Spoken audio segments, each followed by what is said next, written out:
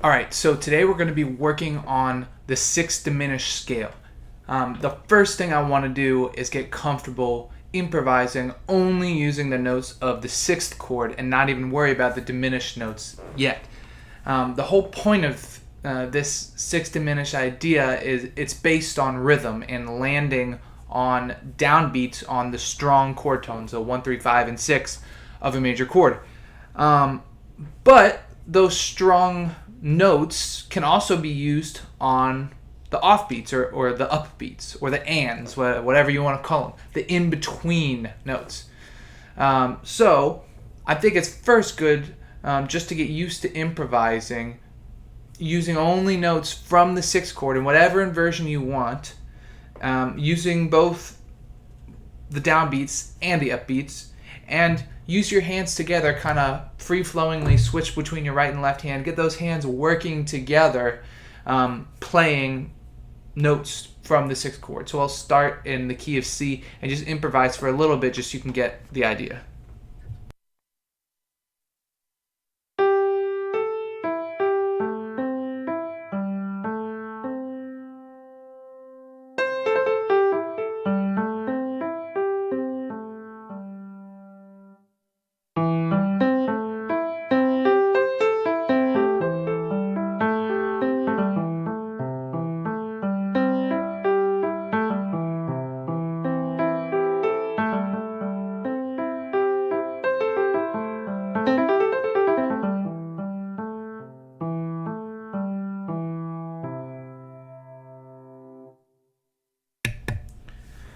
Okay, so the idea is just to be loose, be free, play phrases, play like your fingers are a drummer, and you're being a little more percussive, but you're limiting yourself just to those notes of the 6th chord itself.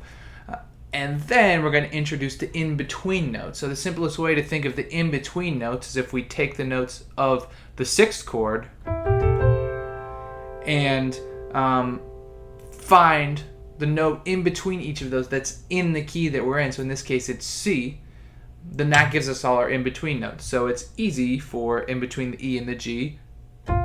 F is the only note that's in the key that's between those two. Likewise, between the A and the C, our only option that's in the key is B. It's an obvious choice. So now we have these two as our in-between notes. Between the C and the E, it's also obvious. Even though there's 3 notes to choose from, the D is the only one that's in the key of C. So now we've got D, F, and B. Those are all diatonic already to the key of C. So now we've basically gotten access to all the notes of the major scale. Now though, we need in between the 5th and the 6th, in between the G and the A. And there's actually no options that are in the diatonic major scale. So our only choice is this G sharp. So that's what we got. That's the only one that's left. It's our only option to bridge the gap between G and A so that we can land on G and A on the downbeats. So now our 4 in-between notes are this: D, F, A flat, and B. It makes up a diminished chord. It's very symmetrical. And this also stands when we change it to minor. So when we change the 3rd of C major to E flat to make it C minor, it's those same 4 notes that are in-between notes. So they apply in both places. And they actually apply to several other different major chords. For example, these 4 in-between notes are also the same in-between notes for E flat.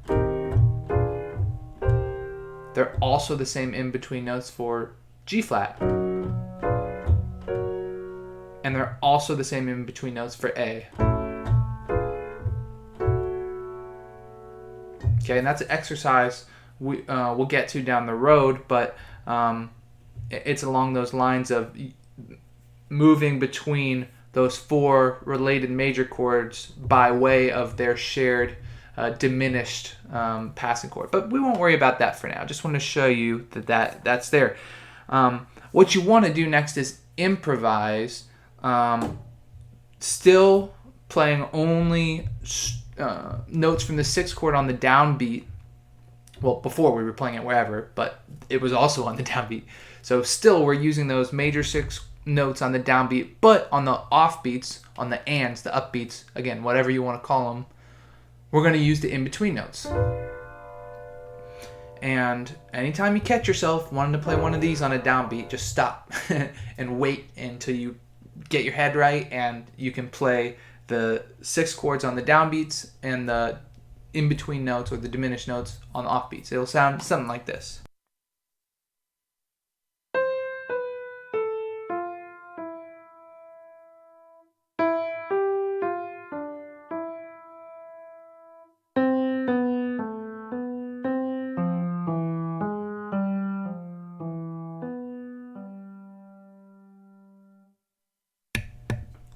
So you can hear the end of that phrase here. I was on a downbeat on the E, and then you don't have to just use the passing notes right next to it. You can jump up to this B, and then that B doesn't have to resolve to the notes that are right next to it, the root or the 6. It can go down to the 5th, so you get something like 1 and 2. That's allowed.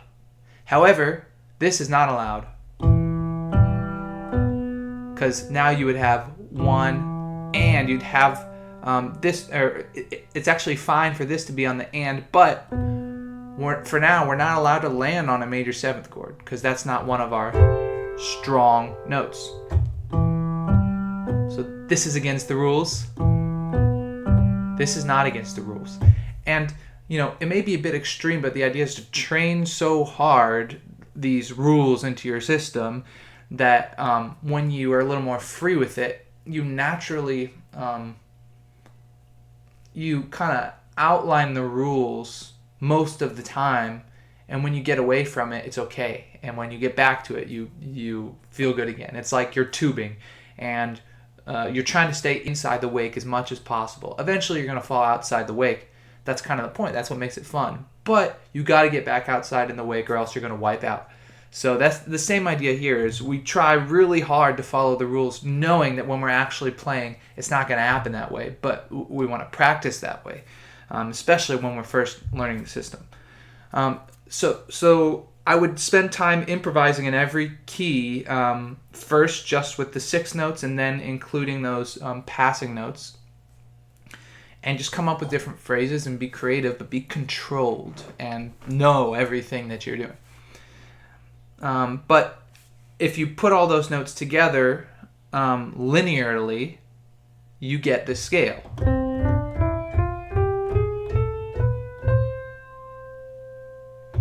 And we want to be able to play that just like that. And so here's kind of the different variations I want to do. First, I want to play in your right hand, and then your left hand, and then hands together, just up and down like that. So that's the bare minimum. But once you can go up and down with hands together, you also want to be able to go in contrary motion, and then you want to be able to do the same thing in major or in minor. So I'm just going to start with my hands together. You might have to do hands separately first, but I'm going to start with my hands together and give you kind of the finished product of phase 1 of learning these scales. I'll do it in 2 different keys.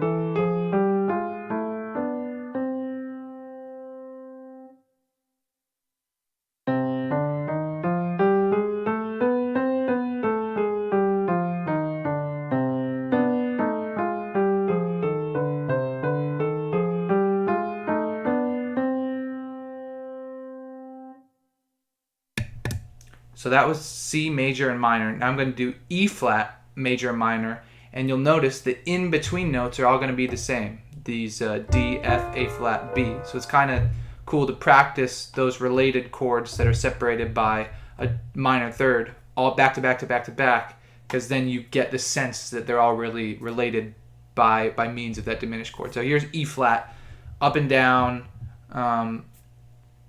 in opposite ways, and then in minor.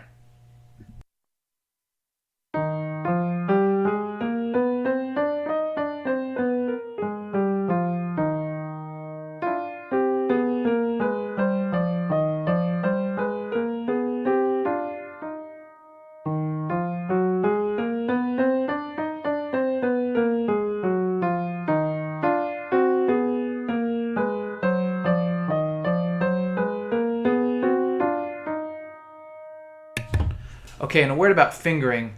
Once you start getting into these diminished 6th diminished scales and going in different directions and putting in the movements, the fingering gets all over the place. I wouldn't worry about mapping out your fingering. You want to practice this slow that you can almost improvise the fingering. My classical professor said you don't know anything until you memorize the fingering. I think in some cases that's true, but in this case I disagree. I think part of, we're working to improvise here, not perform a specific set of notes. So when you're improvising, you're going to have to figure out fingering on the fly. So I think it's important to practice that. And if you do the same thing every time, that's fine for your fingering, for your scale. I'm just saying, don't worry about mastering the fingering, and if your hands get twisted up, just, do what you need to do to play the right notes, and that actually kind of helps you in terms of improvising. Okay, so you should be able to do that in every key. Up and down, and then in inversion, or not inversions, going out and in separate directions for major and minor. Now, if you're having problems, I would propose that you practice in little patterns to help you with the scale. I'll give you two that I really like, and really there's infinite options, but the first one is going like 1, 2, 3, then back down to 1, and then 1, 2, 3 on the next degree of the scale. So I'll show you what that sounds like. I'll do it in G flat.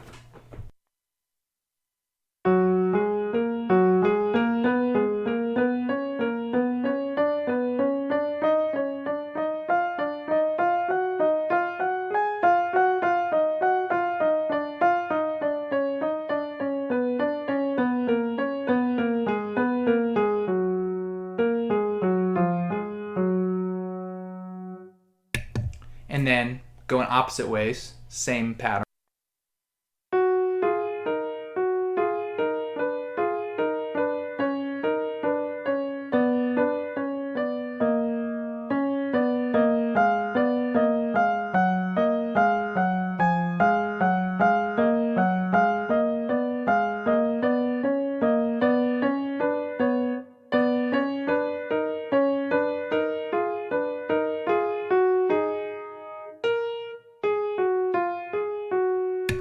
I ran out of room at the end there because I was playing in one octave, and there's no way I could cross those over. I guess I probably could have, but I didn't.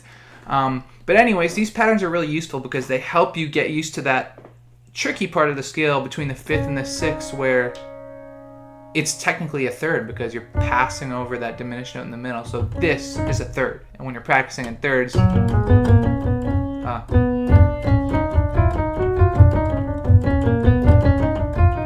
that part is really tricky. You got to practice that, and I think practicing in different patterns helps you really get the feel of that part of the scale that's very unique. That's the part that's different from the regular major scale.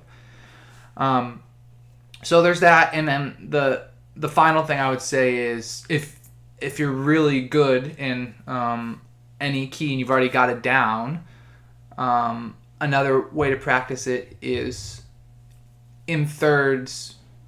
Not in a pattern of thirds, but your left hand and your right hand separated by interval of a third. The third below the right hand or the third above, either one. So I'll just show you that in the key of C really quick.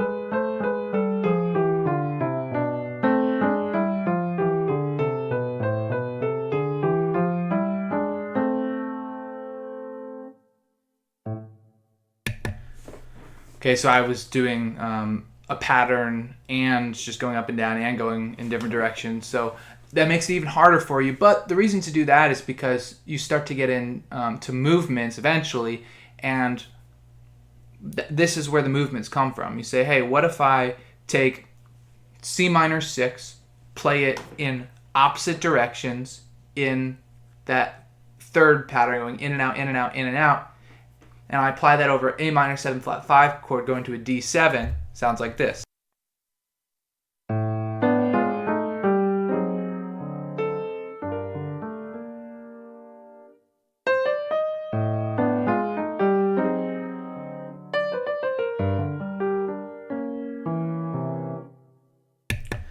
Okay, so this stuff isn't just really hard puzzles, which it is.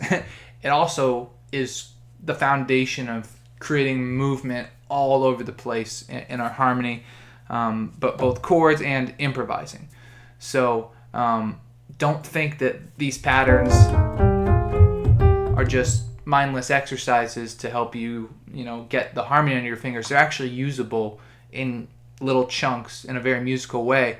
I wouldn't start doing that yet because you don't want to start using it before it's really under your fingers too much. I mean, there's a fine line there. You want to use it as soon as is reasonable, but at first you really want to just get yourself familiar with the scale and different keys and kind of different patterns and things before you worry about getting too advanced with plugging it in. That's it. I guess for a bonus exercise, I mentioned this one a little earlier, but you could do the this little pattern right here: 1, 2, 3, 4, 5, starting from C, going in opposite directions. So picture just playing the scale in different directions: 1, 2, 3, 4, 5, and then we want to fill in the middle. This is an advanced exercise.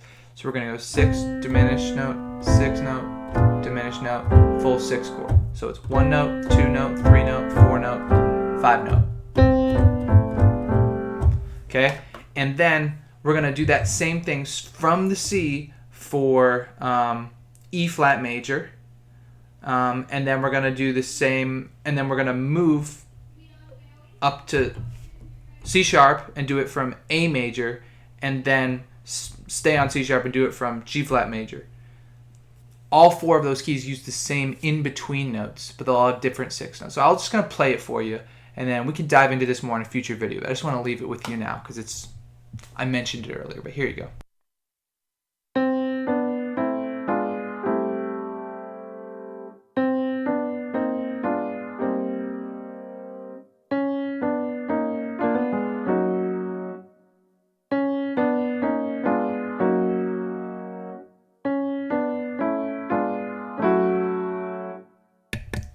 Okay, so each time this becomes a different note. So in the C, it's the root.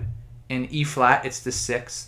And then when you go up to C sharp, in F sharp or G flat, it's the 5th. And then in A, it's the 3rd. So on every single one of these chords, it's a different function: 1, 3, 5, or 6. But all the notes in the middle are the same. So let me play it through one more time. Hopefully I don't mess it up, and then we'll stop the video for now.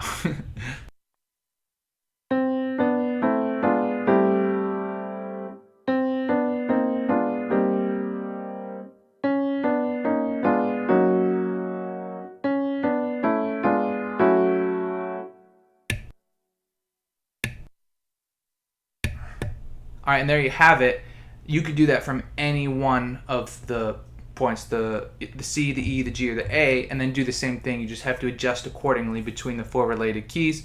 But that's a really good exercise to really, again, slam dunk the fact that those 4 major chords are related by the fact that they share that diminished chord in the middle. So we covered a lot today, but this is a great place to get started with the 6th diminished sound, and then we can get into some application and some of the cool ideas of how you really create motion with it in the future. But for now, you just want to get it under your fingers in these ways that I outlined. All right, have fun.